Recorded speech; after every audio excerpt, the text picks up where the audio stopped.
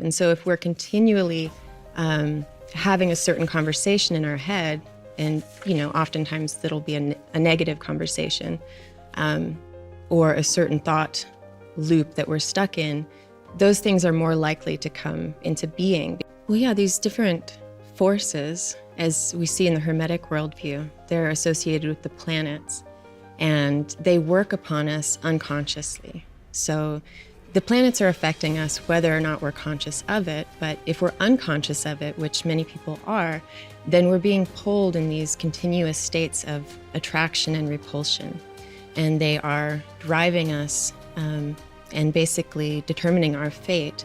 And the more conscious that we can become of these influences and sort of form a relationship to these archetypal energies that the planets represent, the more agency and control we have over our own destiny. I think often what happens is we have these traumatic events, and yes, we keep getting pulled back to them in different ways in order to heal them and integrate them. And another thing that happens is we reject the parts of ourselves that we don't want to see, that we don't want to look at.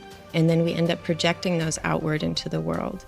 And so we see the enemy everywhere outside of us. And we encounter all these problems in our relationships and in our work life, and these negative expressions of things that are actually within us that we've completely rejected.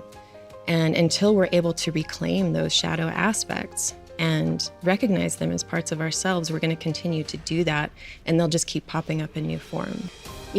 Our thoughts do influence reality. They do influence the experiences that we have. This isn't an easy thing to do, but we can slowly begin to purify, in an alchemical sense, the contents of our own inner world and the contents of our mind. So this is both emotional and mental, and sort of these cyclical processes. If we think of air and water within a vessel, and a distillation taking place, for instance,